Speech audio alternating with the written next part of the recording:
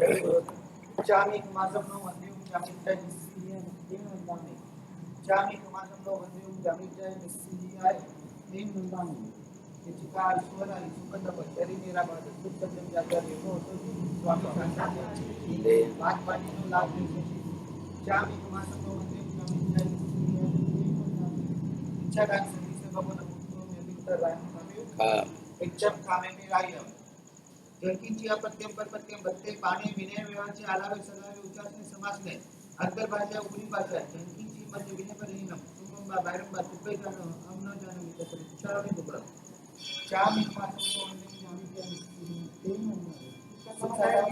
धर्म चाम मात्र को अंतिम जानी के इच्छा का संसार मायना संसार एक चाम मात्र को अंतिम जानी के इच्छा का संसार मायना ले चारी कमांडों में नींद जाने के लिए इसका ही मतलब पता है कि मायना पता करा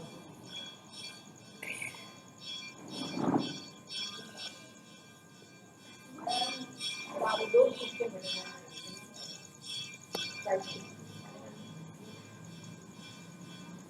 नमो हरिहंताणं नमो सिद्धाणं नमो आयर्याणं नमो वज्रायाणं नमो लोहे सर्वसाधनं एषु पंच नमोकारं सर्वपावपणासनं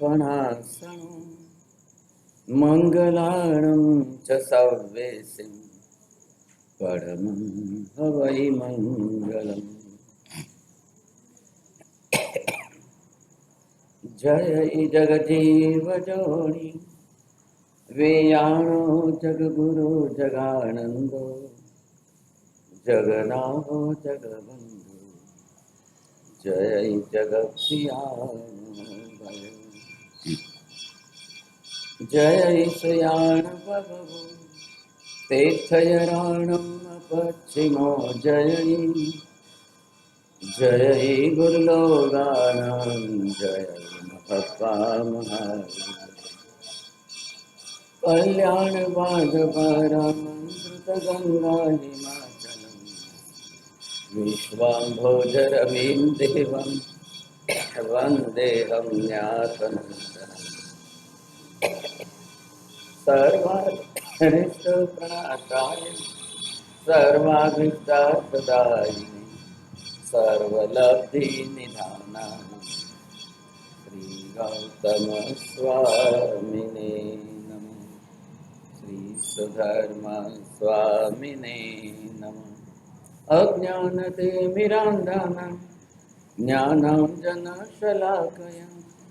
नेत्रमुन्मीलितं येन तस्मै श्रीगुरवे नमः।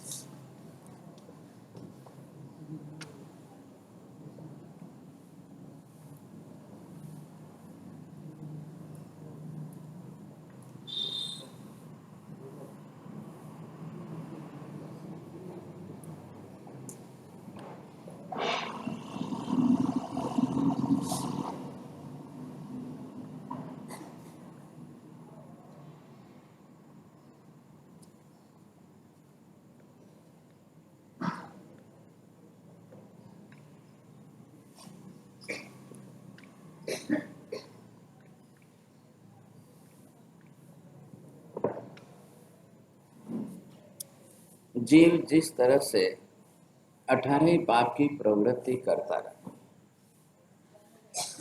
अब पाप की प्रवृत्ति करना संसार की सबसे बड़ी मजबूरी है। मजबूरी का तात्पर्य ये है कि संसार में रहना है तो पाप किए बिना नहीं चलता। अब कौन सा पाप कब करे जीव, कैसा पाप कब करे जीव, कितने पाप कब करे। पहला नियम ये जरूर समझ लीजिए, कोई भी पाप अकेला नहीं होता है। कैसा भी पाप अगर जीव को करना है तो अकेला तो नहीं हो। 18 है, एक दूसरे के साथ जुड़ेगा, दूसरा तीसरे के साथ जुड़ेगा। अब कितने पाप एक दूसरे के साथ जुड़ेंगे तब जाकर के कोई पाप बनेगा। और सबके साथ में जुड़ने वाला एक बड़ा ग्रुप जो है, और वो है यहाँ पर कसाय का। अब ये कसाय के पाप स्थान जो है, अब जितने प्रमाण में है, आप 6ठे क्रोध, 7वें मान, 8वें माया, 9वें लोभ, 10वें राग, 11वें द्वेष, 12वें कलह, अब ये सब जो है हर किसी पाप के साथ जुड़ते जाए। आप कौन सी प्रवृत्ति कर रहे हो, आप किस पाप की प्रवृत्ति कर रहे हो, किसी से कोई मतलब नहीं। इन पापों के साथ अब ये अंदर साथ में जुड़ना है। आपने मृषावाद की प्रवृत्ति की, अब इसके साथ में कौन सा जुड़ा है। आपने प्राणातिपात की प्रवृत्ति की, तो इसके साथ किस तरह से कौन सा पाप जुड़ा है। आपने अदत्तादान की प्रवृत्ति की, तो लोभ के बिना तो वैसे भी चोरी होती नहीं है। अब होगा क्या कि ये सब जब जुड़ेंगे तो एक के साथ प्राणातिपात के साथ अगर ये 4 कसाय जुड़ गए तो ये गुणाकार इसका हो जाएगा। राग द्वेष 2 जुड़ गए तो गुणाकार हो जाएगा। अब मृषावाद आपने सेवन किया है तो इसमें 4 कसायों का, फिर इसके साथ 2 राग द्वेष का। अदत्तादान की चोरी की है तो इसके साथ 4 कसाय जुड़ेंगे। अब ये राग द्वेष जुड़ने अनिवार्य हो गए। आप ये समझ रहे हैं कि how the sin becomes multiple, पाप का गुणाकार कैसे बढ़ता है, किस तरह से पापों का गुणाकार होकर के वो आगे बढ़े। शास्त्र में दृष्टांत आता है, श्रेणिक राजा ने भी प्राणातिपात में जीव हिंसा की जरूर है, जीव हिंसा उन्होंने की, और एक तीर से एक साथ में 2 जीव का घात किया। वो पाप प्रमाण में देखा जाए तो कितना है, तो इसके अंदर जैसे गुणाकार जुड़ जाते हैं प्राणातिपात, अब वो पाप इनका था 20%, ये जुड़ने के कारण कसाय के परसेंटेज जुड़ गए, अब वो पाप सीधा ही 100% हो गया। फिर राग में जुड़ गए, वो सीधा ही 1000% होता जा रहा है। पाप का गुणाकार किस तरह से बढ़ता है, कैसे बढ़ता। क्रोध, मान, माया, लोभ, अब ये कसाय हैं, बिना कसाय के इन्वॉल्व हुए एक भी पाप का गुणाकार नहीं हो रहा है। अगर पाप का गुणाकार हो रहा है, गुणाकार में बढ़ता जा रहा है वो, तो ये निश्चित समझिए कि कैसे, किस तरह से गुणाकार हो रहा है, कितना गुणाकार हो रहा है, क्यों हो रहा है, समझे कि नहीं, ये हमको समझना बहुत अनिवार्य है। अब जब तक इसी को हम गणित नहीं समझेंगे तो वस्तु स्थिति समझ में ही नहीं आएगी। हर एक के अंदर पहले हमने ये देखा है कि 1 से 5 तक के पाप बाह्य प्रवृत्ति के हैं, और 6 से लेकर के बाद के पाप हमारे अंदर की परिणति के। 1 से पाप के अंदर कौन आ गए 5 तक में, प्राणातिपात, मृषावाद, अदत्तादान, मैथुन, परि। क्यों बाहर के हैं, बाहर की वस्तु और व्यक्तियों के साथ जुड़े। प्राणातिपात बाहर के जीवों के साथ जुड़ा। जीव हिंसा, किन जीवों की हिंसा आप करते हो, किन जीवों की हिंसा कितनी करते हो, किन जीवों की हिंसा कैसे करते हो, किन जीवों की हिंसा कितने प्रमाण में करते हो। एक क्रियावही सूत्र के अंदर ये 10 प्रकार बताए गए हैं। अभिहया, वत्तिया, लेसिया, संघाया, संघटिया, पर्याविया, किल्लामिया, उद्धविया, ठाणाओ ठाणम, संकामिया, जीवियाओ वव। ये 10 प्रकार जीव हिंसा के। अब जरूर लगता है कि नहीं आपको पाठशाला में कैसे अर्थ कराना, कैसे समझाना। अगर आप उस हिसाब से अर्थ नहीं कराओगे, अर्थ ज्ञान नहीं बनेगा। अब ऐसे स्थिति में जीव तो प्रवृत्ति करने ही वाला है, जीव तो प्रवृत्ति करता ही है। हो जाएगी 9 बजे तक हो जाएगी। अब जीव तो प्रवृत्ति करने ही वाला है। अब ये प्रवृत्ति कौन सी है? सब बाह्य प्रवृत्ति। बाहर आपको लग रहा है कि झूठ बोलना है, लेकिन अंदर का कारण क्या है? बाहर आपको लग रहा है कि वो चोरी कर रहा है, लेकिन बिना लोभ के चोरी करेगा? बहुत मुश्किल है। कोई हिंसा कर रहा है, कोई झूठ बोल रहा है, तो बिना माया कपट के कैसे चलेगा? उसको माया कपट करना है। क्यों करना है? बोल भी चुका है, हिंसा कर भी चुका है, और फिर भी खुद को बचना है। मैं पकड़ा ना जाऊं, मैंने ही चोरी की है फिर भी मैं पकड़ा ना जाऊं, मैंने ही झूठ बोला है फिर भी मैं पकड़ा ना जाऊं, मैंने जीव हिंसा की है फिर भी मैं पकड़ा ना। ये विपरीत वृत्ति। अगर आपके अंदर उस प्रकार की प्रामाणिकता होती तो आप सामने जाकर कहते हैं, हाँ साहब मैंने झूठ बोला है, क्योंकि एक मेरे झूठ बोलने से इतना बड़ा बवाल मचा हुआ है। क्या तकलीफ है आपको? बोलिए, आप स्वीकार करिए। लेकिन ये जो माया कपट है आपके अंदर सरलता आने नहीं देगा। इसका काम क्या है? माया कपट का काम है वक्रता, जड़ता लाना, सरलता घटाना। अब ये क्यों सरलता है लाने देगा? तो जीव तो उस तरह से करते जाएगा। इधर देखिए, अब कर्म है तो कर्म जीव के साथ जुड़े हुए, कर्म आज के नहीं। कितने जन्मों से कर्म साथ में चले आ रहे। आज सिमंदर स्वामी को प्रश्न पूछा जाए, आप ध्यान से समझना। हे भगवान, एक भी कर्म समाप्त हुआ क्या? अंदर और बाहर 18 प्रकार के पापों में से एक भी पाप समाप्त हुआ क्या? एक प्रकृति नष्ट होने के पहले वो अपनी सिमिलर 100 प्रकृति खड़ी करके जा रही है। एक पाप नष्ट होने के पहले वो आपको 100 पाप दूसरे खड़े करके जा रहा है। तो वो कहाँ खत्म हुआ? आत्मा के अंदर मिथ्यात्व की प्रकृति पड़ी हुई है कितने लंबे काल से, 70 कोड़ा-कोड़ी सागरों को। एक कर्म की प्रकृति 70 कोड़ा-कोड़ी सागर, लेकिन जीव के भव कितने हुए? आत्मा तो अनादि अनंत काल से संसार में है, भव कितने हुए हमारे? कोई 70 कोड़ा-कोड़ी सागरों पर कई भव हुए हैं क्या? लेकिन एक कर्म प्रकृति खत्म होने के पहले वो दूसरी 100 प्रकृति बनाएगा, 1000 बनाएगा, तब जाकर के वो 70 कोड़ा-कोड़ी सागरोपम की जो प्रकृति आपकी आत्मा के साथ बंधी हुई है वो उदय में आएगी। कितना लंबा काल उदय में रहने वाली है?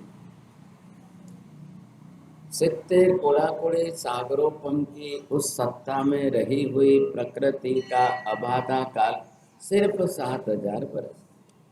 अब वो 7000 बरस के बाद तो उदय में है नहीं, उदय में आकर के कितने काल तक रहेगी? आज अगर हमने अपने अंदर से मिथ्यात्व मोहनीय की कर्म प्रकृति का क्षय नहीं किया तो और नया बंधाता जाएगा। अब हमारा आयुष्य है कितना? 100 साल। 100 साल तक मिथ्यात्व मोहनीय आपके जीवन में उदय में रहे, अब तो वो कितनी बार नए कर्म बंधाएगा? बात समझने की कोशिश करिए। जब एक समय में 7 कर्मों का बंध हो रहा है और आंख की पलक में एक बार में असंख्य समय हो रहे हैं। अब गणित कैसे करेंगे आप? आंख की पलक में एक बार में असंख्य समय हो रहे हैं और प्रति समय 7 कर्मों का बंध है। 7 कर्म में मिथ्यात्व मोहिनी भी साथ में आया कि नहीं आया? आप हिसाब देखने की कोशिश करिए। आपने यहाँ आंख बंद करके यहाँ खोली, अब इतने समय के अंदर बीच में ये हो गए आपके असंख्य समय। अब इन असंख्य समयों के अंदर इस समय में आपका 7 कर्म का बंध है, तो एक आंख की पलक में हुए असंख्य समय के अंदर अब आप असंख्य का 7 बार गुणाकार करो, कितने कर्मों का बंध आपको हो रहा है। विचार रुक रहे हैं क्या? शरीर रुक सकता है, इंद्रियां रुक सकती है, वचन रुक सकता है, मन नहीं रुकता है। शरीर स्थूल काया है, 60, 70, 80 किलो की काया है, तो एक बार बैठ गई तो रुक गई। आपने सामयिक के अंदर आदेश ले लिया, इच्छा कारण संदेश भगवान बेसने। हे भगवान, હવે હું બેસું। एक आदेश काया के लिए आ गया है, शरीर साथ में है, तो आपको बैठना अनिवार्य हो। अब आपने दूसरी तरफ दूसरा आदेश लिया, मन के लिए लिया है, इच्छा कारण संदेश भगवान सज्जाए करो।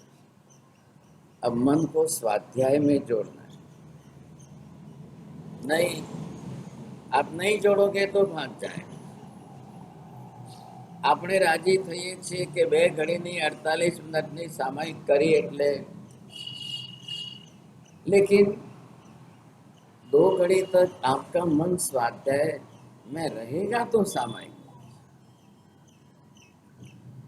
आधार किस पर है? अब 2 घड़ी तक किसका मन स्वाध्याय में रहेगा? आप स्वाध्याय में तल्लीनता बनाओ, निरंतरता अखंड धारा में लाओ, तो आपका स्वाध्याय हो जाएगा। व्याख्यान तो चलता ही 1 कलाक तक, 1 कलाक तक चलेगा तो आपकी 48 मिनट स्वाध्याय के अंदर अखंड धारा में जुड़ जाए।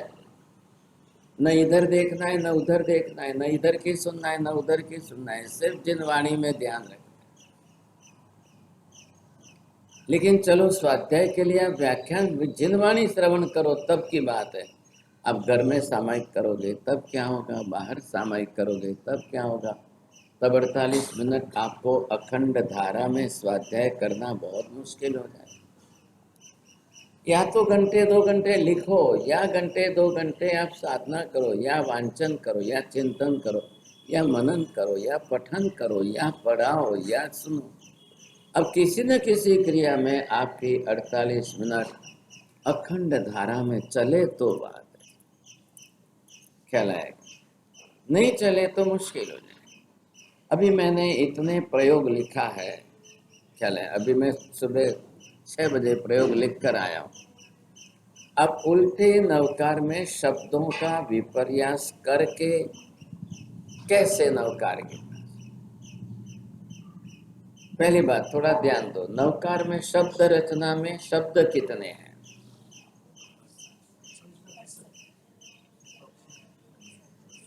मैंने पूछा क्या है? 68 अक्षर। मैं पूछ रहा हूं शब्द। ख्याल है? शब्द क्या होता है? अक्षरों का समूह है, उसको शब्द कहते हैं, और एक स्वतंत्र है, उनको अक्षर है। लेकिन अक्षरों की गणना सबको आती है। पहले पद में 7 अक्षर है, दूसरे पद में 5 अक्षर है, तीसरे पद में 7 अक्षर है, चौथे पद में 7 अक्षर है, 5वें पद में 9 अक्षर है, छठे पद में 8 अक्षर है, 7वें में 8 है, 8वें में 8 है, 9वें में 9 है। ये हो गई टोटल अक्षर शब्द। लेकिन अब शब्द संख्या लगो, क्या है? पहले पद में 2 ही शब्द है, दूसरे पद में 2 ही शब्द है, तीसरे पद में 2 ही शब्द है, चौथे पद में 2 ही शब्द है, और 5वें पद में 4 शब्द है। छठे पद में 3 शब्द है, 7वें पद में 3 शब्द है, 8वें पद में 3 शब्द है, 9वें पद में 3। कतरा हुआ? पहला नंबर है माज्या। चारे मीनारो चौमासरो पहला नंबर। पासा इनाम दे दो काले। बस ये शब्द संख्या फिक्स हो गई, 24 ही शब्द है बस। अब च है तो च को एक अलग से गिनना पड़ेगा, वो वहां पर अक्षर होते हुए शब्द के अर्थ में है। अब जब शब्दों की अवधारणा कर लो, 24 शब्दों की अवधारणा। अब होगा विपर्यास, मतलब शब्द आगे पीछे करो। आप नमो लोहे सर्व सावनम हमारी मेमोरी में बोलते हैं, और लोहे सर्व सावनम नमो बोलना हो तो तकलीफ, सर्व लोहे सावनम नमो बोलना हो तो तकलीफ। शब्द चारों ही है, हमने आगे पीछे कर दिया। अब आप आगे पीछे कितने तरीके से कर सकते हो? नमो लोहे सर्व सावनम, ये 4 शब्दों को आगे पीछे करके आप 4 तरीके से लिख सकते हो। अब आप करके देखिए और फिर उस तरीके से बोलिए। अर्थ में तो फर्क पड़ने वाला नहीं है, अर्थ वही रहने वाला है। अब कारण क्या है, हमने क्यों ऐसा किया है? Just to break down the memory, it should not come from the memory. अब आपका उपयोग उसके साथ जुड़ा हुआ होना चाहिए। सब आया ख्याल में आपको? एक बार बोलेंगे सो पंच नमस्कार, अब दूसरी बार बोलेंगे पंच ऐसो नमस्कार, फर्क नहीं है ऐसा। तीसरी बार क्या बोलेंगे आप? अलग अलग तरीके से बोलना शुरू करो, पंच ऐसो नमस्कार। अब आप अलग अलग शब्दों को जोड़ते जाओ, जोड़ते जाओ, बोलते जाओ। अब जितनी बार आप बोलोगे आपका उपयोग उस समय जुड़ा रहेगा, because it is not saved in your memory, it is not coming from the memory. So you have to change the words every time. आप समझ में आ रही बात? अब सब पावक पणासनो बोलो, पावक पणासनो सब बोलो, पणासनो सब पाव बोलो। अब 3 के 3 तो वो नहीं वाले। You have to write down with the 3 methods, different methods. अब इस तरह से 108 नवकार गिनना हो तो एक सामयिक पूरी हो जाए। ऐसे 108 नवकार गिनना हो, उल्टे सुलटे, आप शब्दों का भी प्रयास करो, शब्द पूरे लेने हैं। और वो एक तरीका अलग है, अक्षर के हिसाब से लो तो नमो अरिहंतानम बोलना है आपको, लेकिन वहां पर आपको उल्टे क्रम में बोलना है। तो नंता हम री अ मोण, आप इस अक्षर से बोलोगे तब जाकर के मेमोरी काम नहीं करेगी। नमो अरिहंतानम मेमोरी में वो सेट है, मति ज्ञान में सीधे अक्षर का है, लेकिन नम ता हम री अस नो मोन ये कैसे आएगा? अब वहां पर या तो अक्षर लिख करके पढ़ो, तो सामने स्क्रिप्ट रखो एक एक अक्षर की और फिर पढ़ते जाओ। अब आपको ध्यान में है कि मैं उल्टे क्रम से अक्षर पढ़ रहा हूँ, दूसरे प्रकार में उल्टे क्रम से शब्द पढ़ रहा हूँ, तीसरे प्रकार में उल्टे क्रम से पद पढ़ रहा हूँ। आप पढ़वम हवई मंगलम को पहले बोल दो, आप समझ में आ रही बात? तो अब आप उसमें क्या, लंग मम ई व डम प मम, अब आप तीनों शब्द को अक्षर से उल्टे क्रम में बोलो। तो 9 से 8 7 6 5 4 3 2 1 ऐसे आएंगे, 1 2 3 4 5 6 7 8 9, ये आपके सीधे क्रम के मेमोरी में सेव है। किसी को बोलो तो फट फट फट फट सीधे क्रम से बच्चा भी बोल जाएगा। अब आपको बोला जाए कि उल्टे क्रम से बोलो, फिर आपको तकलीफ, नहीं फावे।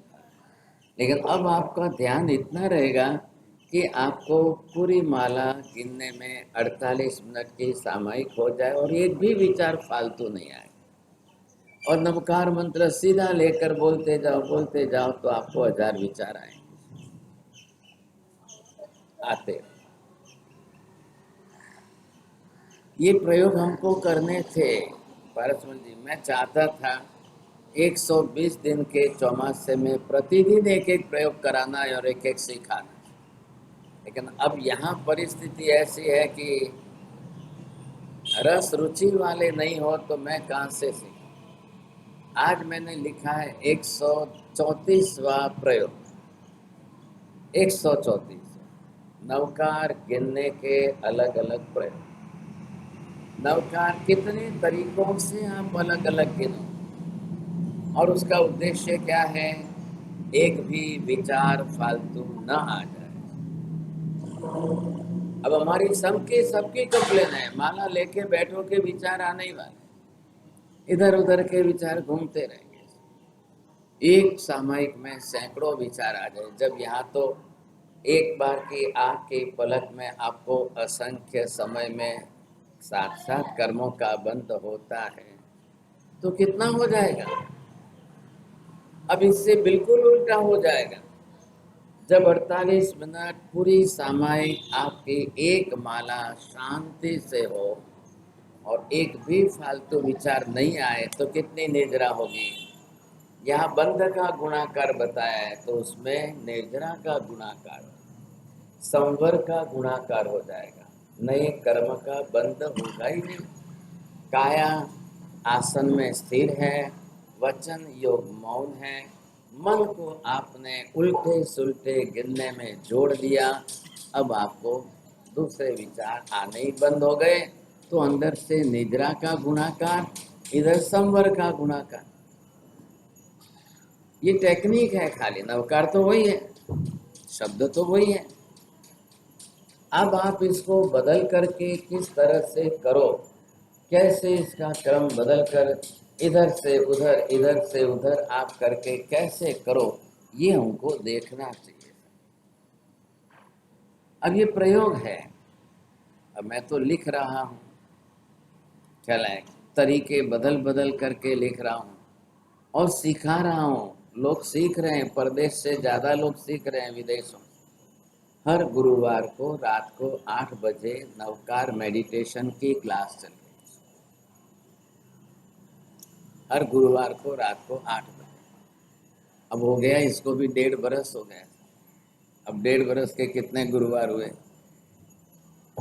1 बरस के आपके 52 गुरुवार तो वैसे ही होने वाले। अब 1.5 बरस के आपके 70-80 प्रयोग लिखता जाता हूँ, बनाता जाता हूँ। चित्र बनाऊंगा, साथ में लिख करके दूंगा, तब सामने वाले करेंगे। अब कल एक हैदराबाद वाले भाई आए हैं जो वहाँ पर रेगुलर ये क्लास अटेंड करके लिखते हैं। उन्होंने अपनी नोटबुक बना कर लाई है। अब वो नोटबुक आप ला करके देखो उन्होंने किस तरह से लिखे हैं और खुद प्रैक्टिकल प्रयोग करके अपने जीवन में कितने चेंजेस लाया। इतने तरीकों से नवकार गिना जा सकता है,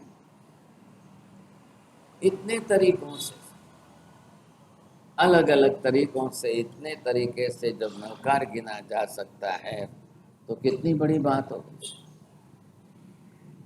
आप बच्चों को पाठशाला में पहले से ऐसे संस्कार डालें, once in a week, twice in a week और एज यू लाइक।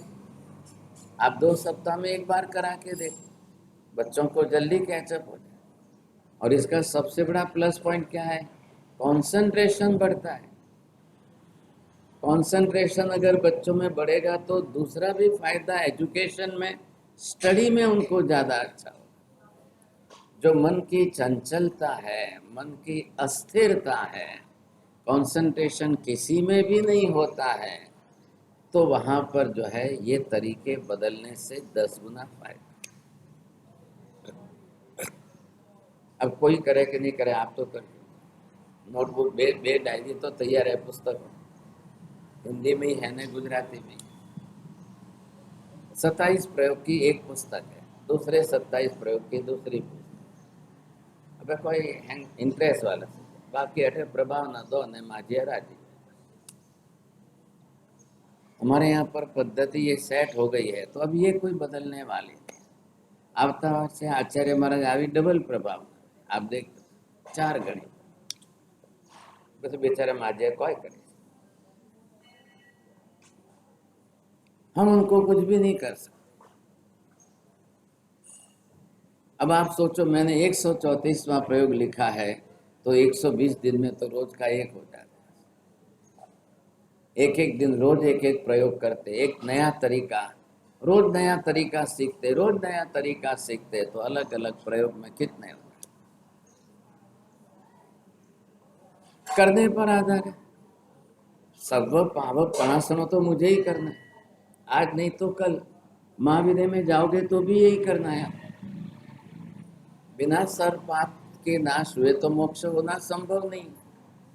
कैसे होगा? अब यहाँ करो कि महाविद्य में जाके करो। महाविद्य में भी नवकार तो यही है। नवकार में महाविद्य में कोई फर्क नहीं। भरत क्षेत्र के 5 भरतों में जाओ, 5 ऐरावत में जाओ, 5 महाविद्य में जाओ, देवलोक में चले जाओ। सौधर्मा इंद्र आज अभी वहां पर यही नवकार गिन रहे हैं। श्रेणिक महाराजा का जीव इस समय पहली नरक के अंदर नवकार यही गिन। अब गिनने का सबका तरीका जिसका जो हो, जैसा हो। कहीं किसको किस तरीके से गिनना है, कहीं किसी को किस तरीके से। अब मारी मम्मी कहे कि मने सूतरी सफेद माला वे तो नहींतर मारे बीजी माला नहीं से। स्फटिक की माला लाके दी तो के नहीं, मारे सूतरी माला। ऐसी स्थिति के अंदर आप किस माध्यम से गिनते हो? और मैंने इतने सब प्रयोग लिखे, इसमें एक में भी माला हाथ में लेने की जरूरत। आप माध्यम बदल सकते हो, माध्यम बदलिए। सामने आप जो है चित्र रखिए और दृष्टि स्थिर करके गिनते जाओ। आपको माला लेना एक माध्यम है, ये दूसरा माध्यम है, तीसरा माध्यम है, अलग अलग माध्यम है।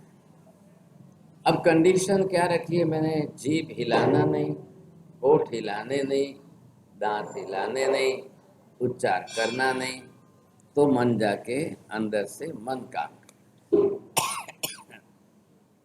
हमने उल्टा क्या किया है? हम जीभ हिलाते हैं, होठ हिलाते हैं, दांत हिलाते हैं, थोड़ा थोड़ा बारीक से हम उच्चार कर लेते हैं, इसलिए मन जो है वो जल्दी भाग जाता है। बात इतनी, मन को भागने का आपने मौका दे दिया। अब आप ये बंद करके देखो, चारों कंडीशन बंद करो, तो योग आपके तीनों ही बंद हो जाएंगे। शरीर को आसन में स्थिर कर दिया, वचन योग को मौन कर दिया। मौन ऐसा मौन करना है कि दांत बिल्कुल बंद रखना। अब जीभ को हिलानी नहीं, अंदर होठ हिलाने नहीं। अब जाकर के उच्चार नहीं करोगे तो मन अपने आप काम, नहीं तो नहीं होगा। ये समझ। ऐसी स्थिति के अंदर प्रयत्न करके देखो। हमारी कंप्लेन जो है कि मन स्थिर नहीं होता है, विचार आते रहते हैं, ये रोकने के लिए प्रयोग है।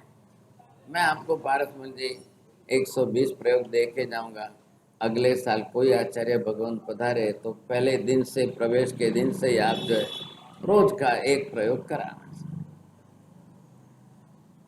एक दिन का एक प्रयोग, प्रतिदिन का एक प्रयोग। अब जो करने वाले हो, जो रस लेते हो, जिनको विचार रोकना हो और करना हो, तो पसे प्रभाव ना जोड़ो तो पसे हैंग तैयार भी, फिर मतलब नहीं रहे।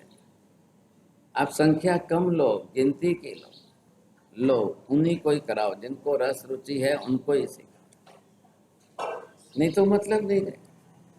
और नवकार तो हमारे लिए अनिवार्य हो गए, मृत्यु तक अनिवार्य, मृत्यु की अंतिम क्षण तक नवकार। हमने तरीका बदलना। आप सही तरीका चुन करके करेंगे तो रिजल्ट अलग से आएगा। आपने सही तरीका ही नहीं चुना तो फिर रिजल्ट नहीं आएगा। That will be one type of routine. चलो गाड़ी चल रही है, चलो, ऐसे हो जाएगा।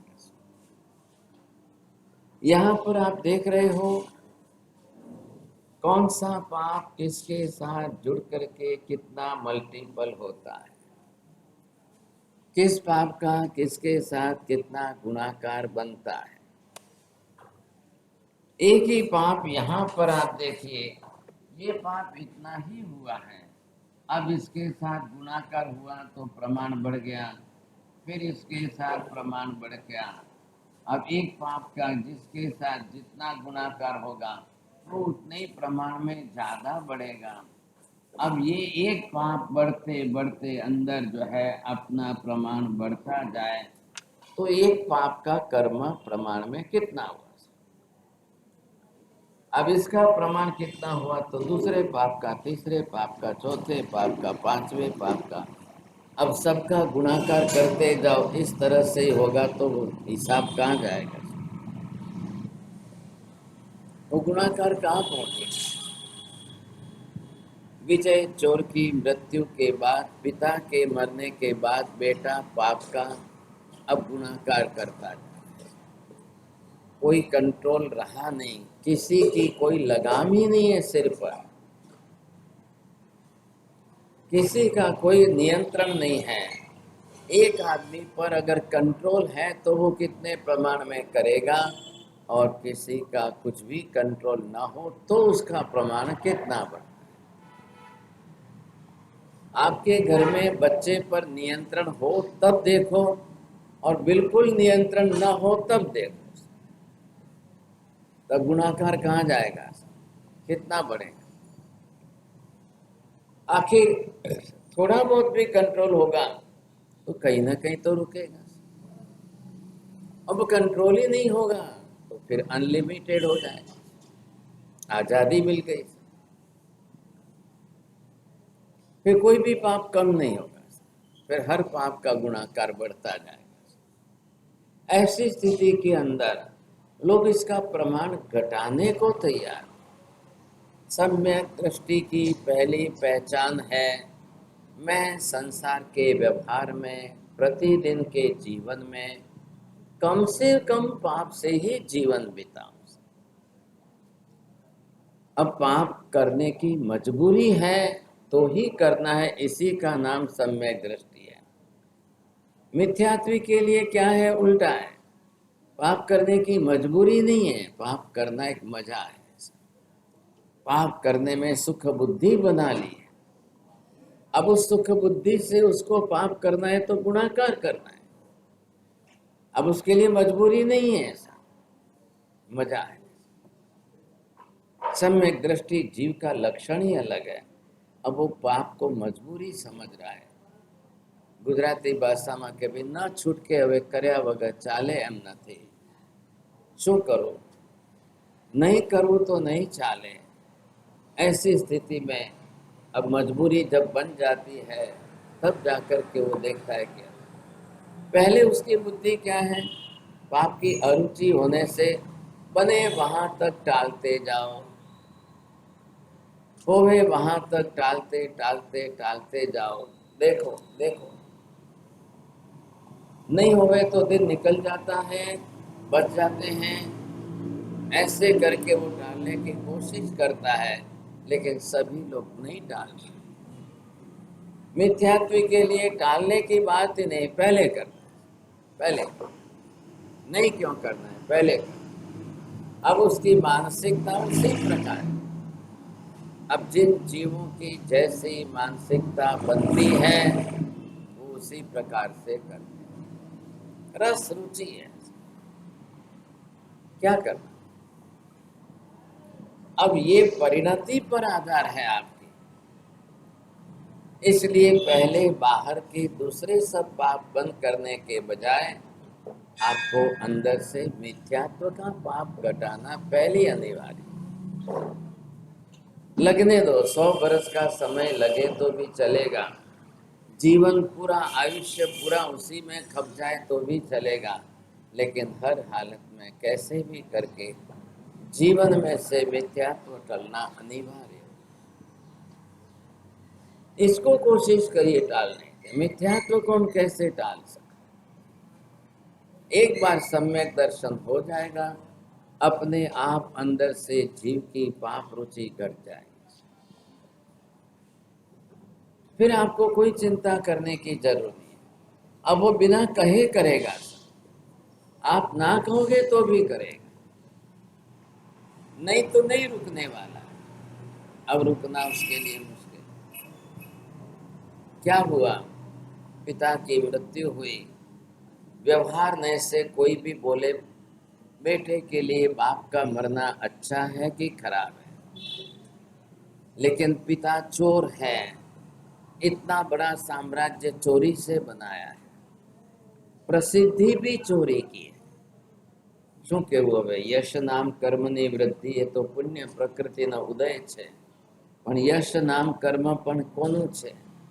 ચોરી તરીકેનું યશ નામ કર્મ હોય તો એને પુણ્ય પ્રકૃતિ કેવી રીતે કહેવાય? बड़ी मुश्किल। ऐसी स्थिति के अंदर पिता का मरना अब बेटे के लिए अच्छा हुआ कि खराब? पिता भी चोर था, बेटा भी चोर ही बना है। अनुसंधान आप देखिए, आनुषंगिक जो है अब पिता से पुत्र के अंदर वारसा के अंदर आ गई।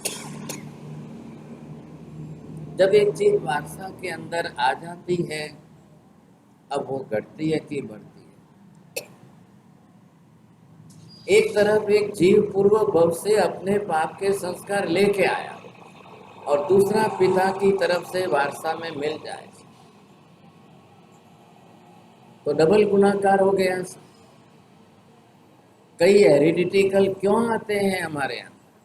खाली रोग ही हेरिडिटिकल आते हैं ऐसा नहीं है, आदतें भी हेरिडिटिकल आती है, स्वभाव भी हेरिडिटिकल आ जाता है, संस्कार भी हेरिडिटिकल आ जाते हैं। अब क्या करोगे आप?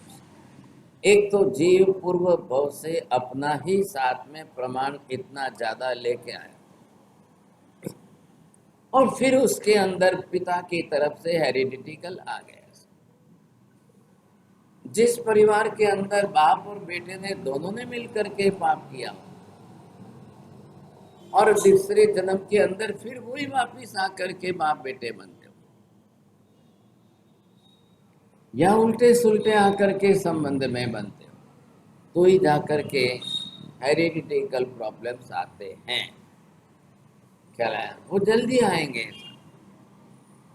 ऐसे जीवों में पाप भी आएगा, संस्कार भी आएंगे, स्वभाव भी आएगा, प्रवृत्ति भी आएगी, परिणति भी वैसे ही होगी। लोग व्यवहार में बोलेंगे बाप जेवो दीकरो छे, बाप के जैसा बेटा है, बोलेंगे लोग, क्यों नहीं बोलेंगे? ऐसी स्थिति के अंदर अगर उस बेटे को जन्म से अब संस्कार ऊंचे और अच्छे दे करके थोड़े बाप के संस्कारों से टाला जाए तो 50%, 60%, 80% सफलता मिलती है। कोई नहीं मिलती है ऐसी बात नहीं है, मिल सकती है, लेकिन बहुत कम लोग प्रयत्न करते। आज का कलयुग कैसा आया है? माँ जन्म देने को तैयार है लेकिन संस्कार देने को तैयार नहीं। समस्या ये हो, संस्कार अलग चीज है, शिक्षा अलग चीज।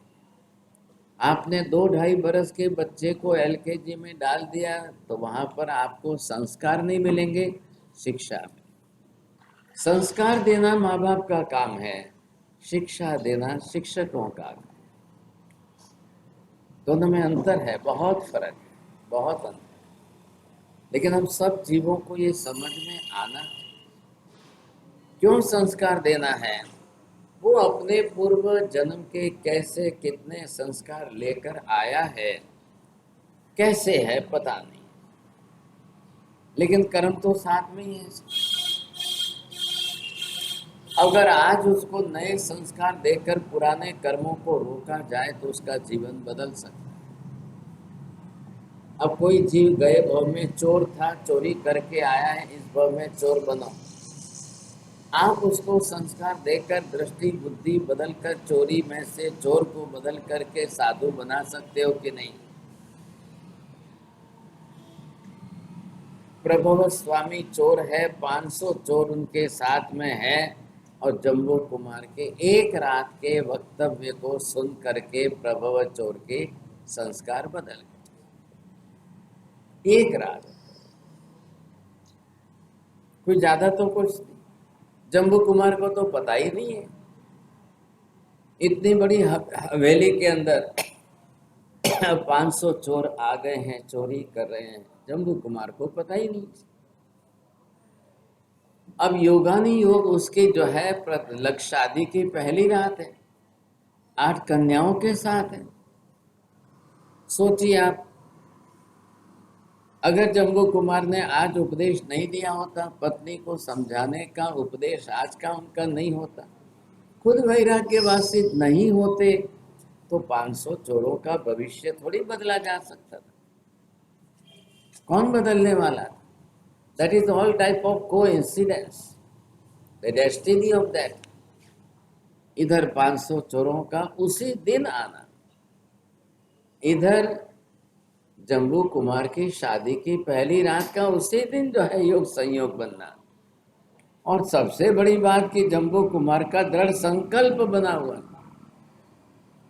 मैं शादी की पहली रात के बाद ही दीक्षा ले लूंगा, मुझे दीक्षा लेनी है। माँ को ना ना कहकर बार बार समझाता रहा, फिर भी माँ ने आग्रह करके शादी करा दी, कि शादी होने के बाद रंग राग में ऐसे घुल जाते हैं कि वो दीक्षा लेना भूल जाते हैं। क्यों? क्योंकि पूर्व के संस्कार तो पड़े हुए, पूर्व जन्म के, पूर्व भवों के, कर्मों के उदय के संस्कार तैयार बैठे हैं, सब तैयार। ऐसे में आपको पूर्व जन्म के संस्कारों को दबाना है और नए धर्म के संस्कारों को लाना है।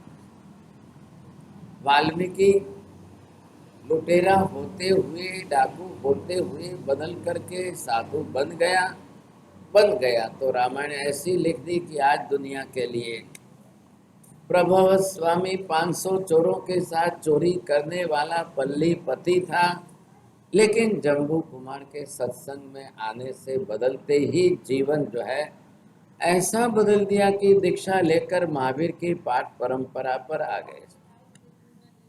अब इससे ज्यादा और पुण्य क्या हो सकता है? केवल ज्ञानी मोक्ष में जाने वाले का शिष्य बनने का सौभाग्य मिल गया।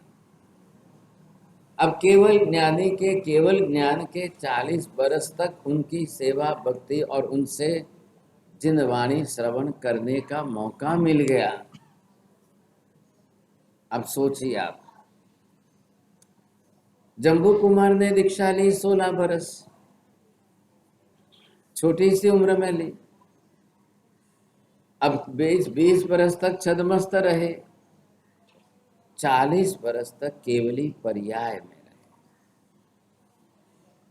तो प्रभव स्वामी को सेवा करने का, उनसे जिनवाणी श्रवण करने का लाभ कितने वर्षों तक मिला? हालांकि जम्बू स्वामी के बाद मोक्ष गमन जो है वो बंद हो चुका था,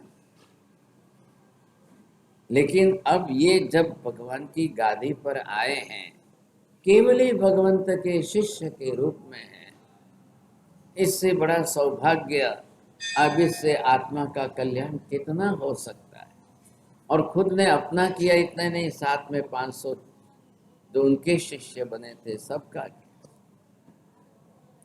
आज इतिहास के 2500 बरस में दूसरी बार ऐसी घटना नहीं घटी है। प्रभव स्वामी के जैसे दूसरे कोई ऐसे नहीं हुए कि 500 जनों ने मिलकर दीक्षा ले ली। और आज अगर कोई आ जाए कि मैं तो चोरी करता हूँ महाराज, मैंने दीक्षा आपसो, तो कौन कैसे भैया आ कौन पार से? हम तो नहीं बोलेंगे भाई साहब, अगर आज चोरी करना रहो गठियो आवी ने ये दीक्षा ले तो अब जो इनू पाड़ी जाए तो शू करे। अब वो विश्वास नहीं आता है। चोर होना एक भूतकाल है, लेकिन परिणति बदल जाए तो फिर वो कोई भी क्यों ना। फिर तो सवाल ही नहीं है, भले कोई भी हो। परिणति अंदर से बदलनी अनिवार्य है। अब ऐसी परिणति हमारी, भले हमारी चोरी की नहीं है, तो 18 में से किसी न किसी पाप की तो है। एक बार चोर को दीक्षा दी जा सकती है, लेकिन 18वें पाप वाले मिथ्यात्वी को दीक्षा नहीं दी जाती। अब चोरी का पाप बड़ा है कि मिथ्यात्व का पाप बड़ा है? चोरी से 1000 गुना बड़ा जो है मिथ्यात्व का पाप। अब इस तरीके से जाकर के हम मिथ्यात्व की परिणति को बदलने की कोशिश करें, नहीं तो बदल ही नहीं पाओगे। अभग्न सेन को वारसा में चोरी का संस्कार मिला। जन्मते ही आज पिता की मृत्यु तक उसने तो चोरी देखी है। भले ही छोटे बच्चों को कमाना नहीं है, लेकिन छोटा बच्चा भी आकर के चोरी तो कर सकता है।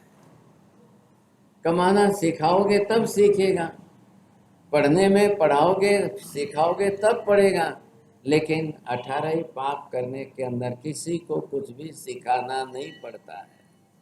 चोरी करनी सिखानी नहीं पड़ती है, झूठ बोलना सिखाना नहीं पड़ता है। अब उसके संस्कार में करेगा ही करेगा, अंदर से तैयार है, कर्म की प्रकृति तैयार है। इसलिए बाहर पाप की प्रवृत्ति को टालना या अंदर से कर्म की प्रकृति को खपाना। तो पहले हमने क्या किया, व्रत नियम लेकर के अंदर से पाप की प्रवृत्ति को कम की, दबा के रखे।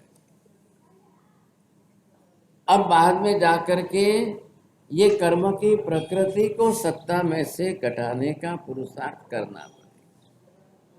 नहीं तो ये जब तक कर्म की प्रकृति उछलेगी, अंदर से कूदेगी, अंदर से उछलेगी, तब जाकर के आपको तो पाप करना ही करना। नौबत ऐसी आ जाए, ऐसी नौबत हमारी न आए, इसलिए जीवों को सबसे पहले उम्र छोटी पाप बड़े, उम्र छोटी पाप ज्यादा, उम्र छोटी 10 गुना ज्यादा बड़े पाप करने की तैयारी। ना कोई पाप का डर है, ना कोई कर्म का डर है, ना कोई भव संसार बढ़ने का डर है। अब ये तीनों सम्यक दृष्टि में अनिवार्य चाहिए। पाप का डर चाहिए, कर्म का डर चाहिए, और भव संसार बढ़े इसका डर चाहिए। भूल से भी भव संसार नहीं बढ़ाना है। अनंत भव करके कर्म बांध करके हम थक चुके हैं, भारी कर्म बांध करके हम और दुखी हो चुके हैं। अब नहीं बांधना है। जिस दिन आपको पहले मन में एक बार भी नहीं बांधना है, इतना विचार भी आ जाए, उस बीज को पकड़ने की कोशिश करें। सबसे बढ़िया अच्छा वो बीज है अंदर, कि आप कब जो है उसको पकड़ते। ये हमारी परिणति में से घटना चाहिए, ये निकलना चाहिए, कम होना चाहिए। अगर ये कम नहीं होगा तो फिर आपकी सब प्रवृत्ति बढ़ती जाएगी, चलती जाएगी, होती जाएगी। अब आपका रुकना मुश्किल हो जाएगा।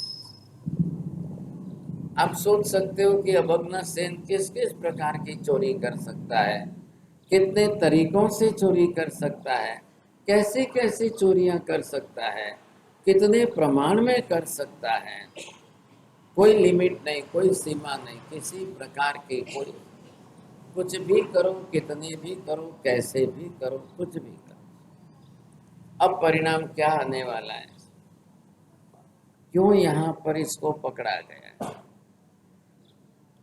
आपको आश्चर्य लगेगा, थोड़ा सा 2-4 दिन में विषय पूरा हो जाएगा, लेकिन तुलना करें, विजय चोर बाप चोरी करते हुए पकड़ा नहीं गया और बेटा चोरी करते हुए पकड़ा गया। बाप ने भी चोरियां बड़ी बड़ी की हैं, लेकिन पकड़ा नहीं गया। अब पकड़ा जाना और नहीं पकड़ा जाना, इसमें क्या है? पुण्य है कि नहीं है, आपका पुण्य है, कितना पुण्य साथ दे रहा है। पाप करते हुए पकड़े ना जाओ, चोरी करते हुए आप पकड़े न जाओ, ये आपका जो है हिसाब कैसा है। अब कई लोग चोरी करने हुए पकड़े जाते हैं, कई लोग चोरी करने के पहले ही पकड़े जाते हैं, कई लोग चोरी के संशय में पकड़े जाते हैं, और कई लोग धड़ल्ले से चोरी करते हैं फिर भी नहीं पकड़े जाते। तो आखिर संसार के अंदर इन जीवों का किसका पुण्य, किसका कितना पुण्य, कौन कैसा पुण्य कितना लेकर आया है पता। अब किसका पुण्य बहुत कम पड़ता है, वो छोटी सी चोरी में पकड़ा जाता है, बहुत छोटी सी चोरी में पकड़ा, और कई लोग बड़ी बड़ी चोरियों में पकड़े नहीं जाते। ऐसा मत समझिए कि नेता लोग मिनिस्टर लोग चोरी नहीं करते हैं, लेकिन वो चोरी कौन सी, रास्ते में 100-200 पड़े हैं वैसे उसको उठाने की चोरी नहीं करेंगे। रास्ते में हवालदार चोरी करेगा तो कितनी करेगा सर। लेकिन नेता लोग बड़ी बड़ी पोस्ट पर बड़े पद पर जाने के बाद बहुत बड़ी बड़ी चोरियां कर ले, पता ही नहीं। कई बार चोरी के तरीके इतने ऑफिशियल बना दिए जाते हैं, ऐसे ऑफिशियल बने जाते हैं, अंधाधुंध दिन में आपकी आंख के सामने दिन दहाड़े लूट हो जाती है, पता ही नहीं चलता। सबको करनी है, लेकिन करनी इस तरीके से करनी है कि सामने वाले की आंख में धूल डाल करके उसको पता न चले कि चोरी, और करते। ऐसा होता जा रहा है, ऐसा चलता जा रहा है। लोग बहुत कुछ प्रकार से अन्य कई तरीकों से करते जाते हैं, कई काम। अब इस स्थिति के अंदर किसको पता चल रहा है, छोटी उम्र है चोरी बड़ी कर रहा है, छोटी उम्र है चोरियां ज्यादा कर रहा है प्रमाण के अंदर। अब आखिर कर्म की सत्ता से तो डर नहीं है, लेकिन अब करते करते चारों तरफ हाहाकार मच गया है। जनता ने आकर के राजा को विनती की कि राजन दिन दहाड़े हमारे घर लूटे जा रहे हैं, हमने बाप दादा की इकट्ठी कोई सारे मिलकर चोरी हो गई, अब बेटी की शादी कैसे करेंगे, अब क्या करेंगे, कैसे करेंगे, कैसे करेंगे, ये चिंता बनी रहती है सब। अब लोग परेशान हैं तो कहाँ जाएंगे। प्रजा का रक्षक कौन है, तो जो प्रजा का रक्षक है उसी को तो जाकर कुछ कहा जा सकता है, विनती की जा सकती है कि राजन कुछ तो करो भाई, कुछ तो करो। सिंह रोज गांव के अंदर आकर किसी को फाड़ के खाता था, तब गांव के लोगों ने इकट्ठे होकर मिलकर राजा को विनती की। उस समय ये त्रिप्रष्ट भाई थे, साथ में खड़े थे पास में, इन्होंने सुन लिए तो उन्होंने बीड़ा उठा लिया कि मैं जाकर के सिंह को मार दे। अब ऐसा तो संसार के अंदर चलने वाला, यहाँ चोरियों के प्रमाण की बात, लेकिन विजय चोर पिता के रूप में नहीं पकड़ा गया, अब अपने सेन पुत्र के रूप में पकड़ा गया। अब चोरी करने वाला चोरी के साथ में मृषावत करेगा कि नहीं, प्राणातिपात करेगा कि नहीं, जीव हिंसा का पाप करेगा कि नहीं, प्राणी हिंसा बंद करना, कुछ भी करना है। चोरी करते समय आप जाओ और सामने कोई जग गए उठ गए और आपको ले जाने ना दे तो उसको भी मारना है। तो कई बार एक पाप दूसरे के साथ में इतना जुड़ जाता है, ऐसा संबंध में आ जाता है कि पाप भी नहीं छूट पाता है। अब आगे आप समझ जाएंगे कि इस अभग्न सेन को पकड़ा गया और सजा हो रही है, तो इसके सब हिसाब बाहर निकल रहे हैं। कई बार जो भी है नहीं पकड़े जाए वहां तक कोई हिसाब बाहर नहीं आता है। मिनिस्टर भी कोई बड़े पकड़े जाए तब पता चलता है लोगों को, भाई उसने उघराणी की है कि रोज के 100 करोड़ ला के दो, अब नहीं तो किसको पता चलता है। और कोई लोग में आ जाए, बड़ी लोग के अंदर आ जाए कि अब तो हम दूसरी बार तो इलेक्शन में आने वाले नहीं है, तो जाते जाते है उतना ही लूट के जाओ। अब वृत्ति वैसी बन जाती है, दुर्बुद्धि जिसको हम कहते हैं, पाप बुद्धि अंदर से बनती है, फिर वो कुछ भी छोड़ने को तैयार नहीं है। ऐसी परिस्थिति बन जाती है। यहाँ तीसरे अध्याय के अंदर अभग्न सेन के विषय का जो अधिकार चल रहा है, थोड़ी सी बात फिर हम आगे और आगे करेंगे।